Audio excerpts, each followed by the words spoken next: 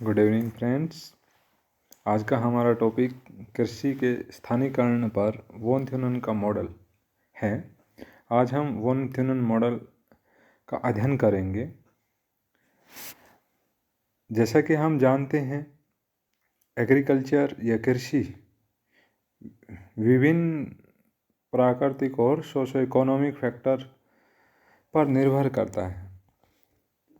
विभिन्न प्राकृतिक और सोशो इकोनॉमिक फैक्टर जैसे कि हमारा geology, terrain, climate, soil, agriculture, labour, availability of social customs, government organisations and other बहुत सारी कंडीशंस होती हैं, और ये सभी कंडीशंस मिलजुल कर एग्रीकल्चरल एक्टिविटी के स्थानीयकरण को डिसाइड करती हैं।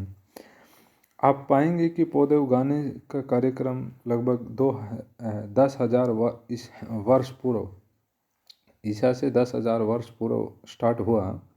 कृषि का प्रारंभिक स्वरूप, जैसे कि आपने देखा होगा, अव्यवस्थित था, किंतु आज आधुनिक स्वरूप को आप देखेंगे पूर्णतः विकसित और व्यापारिक रूप में दिखाई देता है। कृषि के स्थानिक संरचना से आज से किसी आर्थिक क्रियाकलाप द्वारा उत्पन्न प्रारूप एवं स्थान के में परस्पर जो संबंध है, यानी कि इनका जो स्थानिक संरचना है उसमें आप पाएंगे कि जो आर्थिक कार्य हम कर रहे हैं वो किस प्रारूप में है और किस स्थान पर, उस स्थान से उसका क्या संबंध है। जैसे कि आज का हमारा टॉपिक वॉन थ्यूनन मॉडल है, तो हम इसमें स्टडी करेंगे। जर्मन विद्वान जॉन हेनरिच वॉन थ्यूनन, जो कि एक जर्मन अर्थशास्त्री और अनुभवकर्षी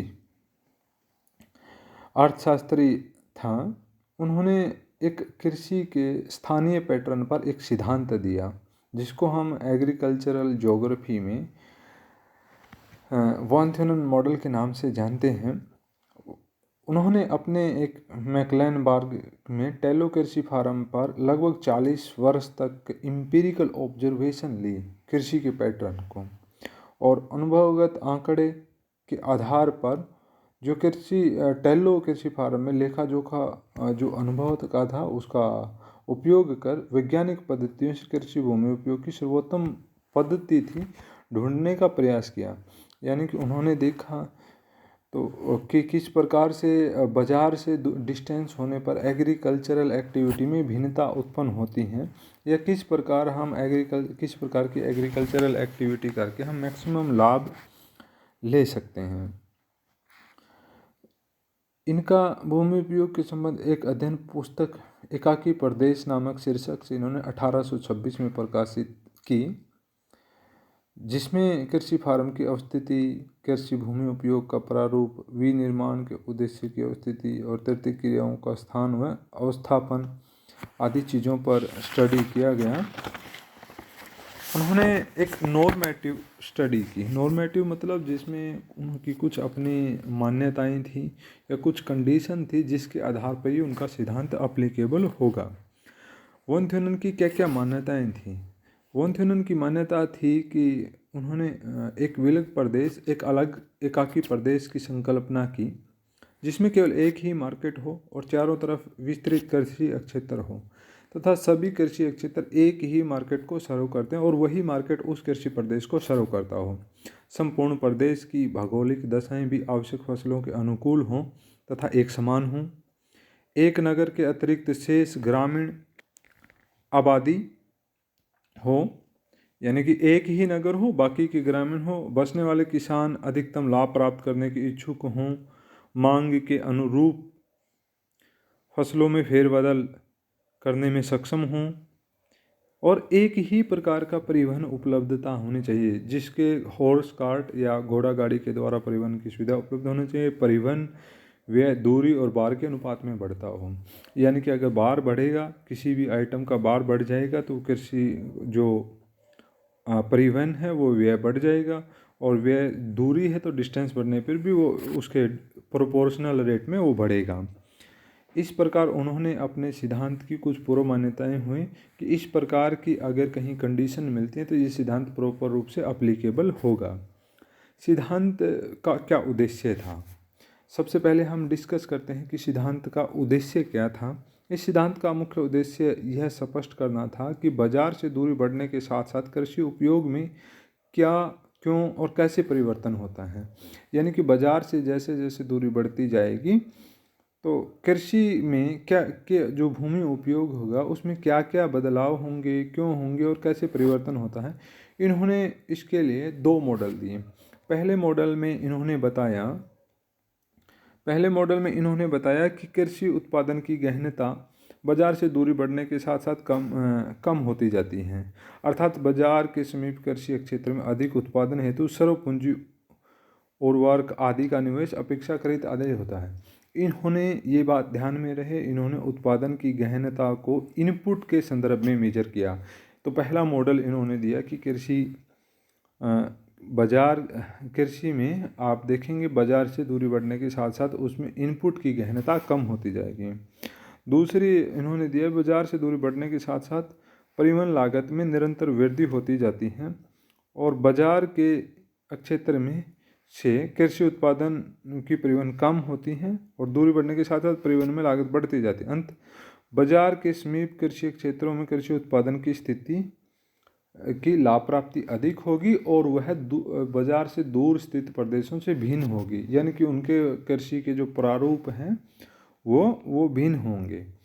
अब इन्होंने जो सिद्धांत का प्रतिपादन किया वो लोकेशन रेंट के आधार पर किया। अब लोकेशन रेंट क्या है, पर यूनिट ऑफ लैंड कितना आउटपुट हम प्राप्त कर पाते हैं, उसमें लोकेशन रेंट को निकालने का इन्होंने एक फार्मूला दिया।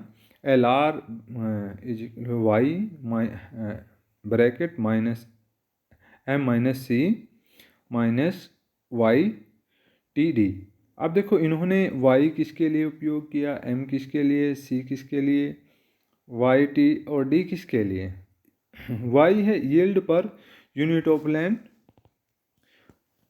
Y yield per unit of land, यानी कि प्रत्येक भूमि के एक टुकड़े पर कितना उत्पादन होता है। M market price per unit of commodity, यानी कि प्रोडक्ट अगर कितना है तो उसके आधार पे प्रोडक्ट। C होता है production cost per unit of product, यानी कि उसके जो उत्पादित करने पे उसकी कितनी कॉस्ट आई है। T हमारा transport cost per unit of distance, यानी कि पर यूनिट के ऊपर एक डिस्टेंस पे कितना कॉस्ट लगता है। और D हमारा distance of the unit of land from the market, यानी कि मार्केट से उस भूमि की कितनी दूरी पे है। फॉर एग्जांपल अगर कोई उत्पाद 100 kg उत्पाद होता है और उसका प्रोडक्शन कॉस्ट 5 रुपये है, मार्केट प्राइस 10 रुपये है और ट्रांसपोर्ट कॉस्ट 2 पर kg per unit of distance है, तो आप देखेंगे अगर वह मार्केट के पास में उगाया जाता है तो उसका लोकेशन रेंट मैक्सिमम मिलता है, परंतु वही अगर थोड़ी सी दूरी पे दिखाया जाए 10 किलोमीटर की दूरी पे है तो वो माइनस में चला जाता है और वो कारगर नहीं रहता है। तो लोकेशन रेंट दिखाता है कि कौन सी फसल मार्केट से कितनी डिस्टेंस के ऊपर वो लाभ देगी और या उससे मैक्सिमम लाभ किस डिस्टेंस तक प्राप्त हो सकता है। अब इसके आगे जो होता है उसके बाद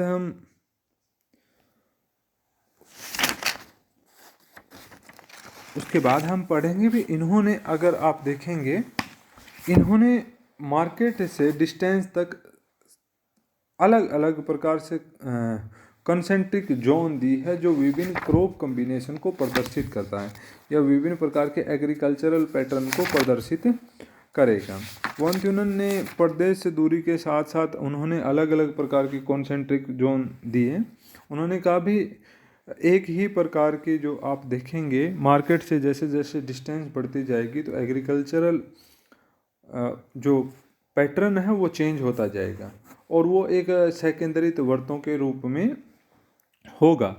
जैसे उन्होंने बताया भाई अगर जैसे मार्केट है, मार्केट में सबसे जो पहले जो होगी सबसे कम जो डिस्टेंस पे है मार्केट से लेकर 0.6 की डिस्टेंस तक, वहाँ पे पेरिसेबल गुड्स यानी कि जो जल्दी समाप्त होने वाले हैं, जैसे आप देखेंगे वेजिटेबल्स हैं, मार्केट गार्डनिंग है, दूध, सब्जी, इनके प्रोडक्ट तैयार होंगे या इसकी एक्टिविटी, इस प्रकार के एग्रीकल्चरल पैटर्न पाया जाएगा। उसके बाद उसने बताया कि 0.6 से लेकर 3.5 किलोमीटर की दूरी तक दूसरी कंसेंट्रिक जोन होगी, जिसमें मार्केट या जो मार्केट में रहने वाले लोग हैं या पॉपुलेशन है, उसके लिए अपने भोजन को पकाने के लिए लकड़ी और ईंधन के लिए लकड़ी की आवश्यकता होगी, क्योंकि उस टाइम जब इन्होंने मॉडल दिया तो मैक्सिमम लकड़ी बेस्ड कुकिंग होता था, दूसरे सोर्स नहीं खोजे गए थे। तो उन्होंने कहा कि ईंधन के लिए लकड़ी की खेती, तो फायरवुड और टिम्बर जैसे जो एग्रीकल्चरल पैटर्न हो दूसरी कंसेंट्रिक जोन में पाया जाएगा। इनके बाद तीसरा कंसेंट्रिक जोन में इन्होंने कहा कि इंटेंसिव एग्रीकल्चर बिना किसी प्रतिभूमि या विदाउट एनी फैलो लैंड्स पाया जाएगा, जिसकी डिस्टेंस मार्केट से 3.5 किलोमीटर से 4.6 किलोमीटर तक होगा। और इसमें इन्होंने कहा 6 ईयर रोटेशंस ऑफ क्रॉप पाया जाएगा। 6 ईयर रोटेशंस ऑफ क्रॉप, जैसे राई, पोटैटो, क्लोवर, बार्ले, विच, तो और कोई भी भूमि पड़ती नहीं छोड़ी जाएगी। इस कंसेंट्रिक जोन में, तीसरी कंसेंट्रिक जोन में गहन कृषि की एक्टिविटी पाई जाएंगी। फिर उसके बाद अगर आप देखेंगे नंबर 4 पे आएगा विस्तृत कृषि पाई जाएगी। एक्सटेंसिव है, जो जिसकी गहनता कंपैरेटिव जो तीसरी पेटी है उसकी कंपैरेटिव में कम हो जाएगी। अब आप देखेंगे तो इन्होंने इसमें विस्तृत और 7 फसलीय चक्कर के चारागाह के साथ 7 क्रॉप साइकिल पाया जाएगा, जिसमें इन्होंने पास्चर, राई, बार्ले, ओट्स और फैलो, यानी कि इसमें हम चारागाह के साथ विस्तृत 7 क्रॉप साइकिल मिलता है।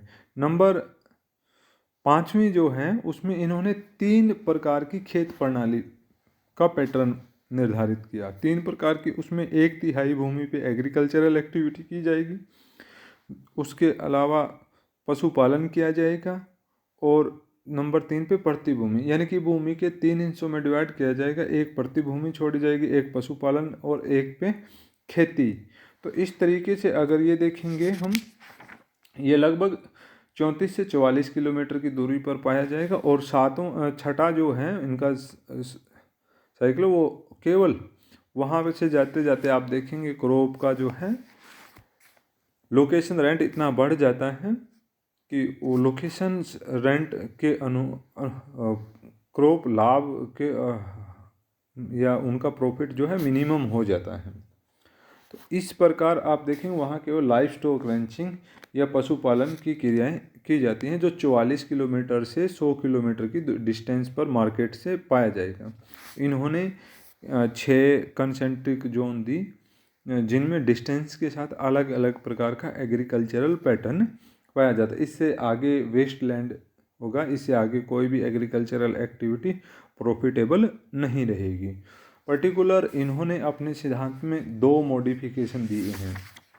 एक मॉडिफिकेशन इन्होंने दिया है कि अगर मार्केट के इस क्षेत्र में कोई रिवर बहती हो तो उसके कारण ट्रांसपोर्ट कॉस्ट, जो टोटल ट्रांसपोर्ट कॉस्ट का 1/10वां हिस्सा रह जाएगा।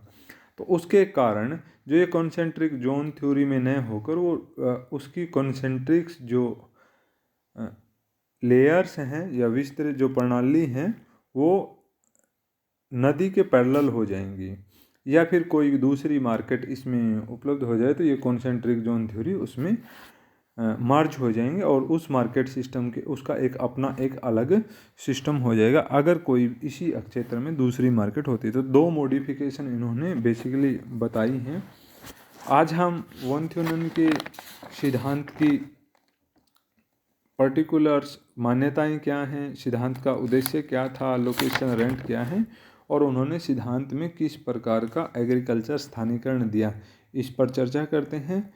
इसके अलावा जब इस सिद्धांत का मूल्यांकन और आलोचनाएं हम नेक्स्ट लेक्चर में करेंगे। Thank you.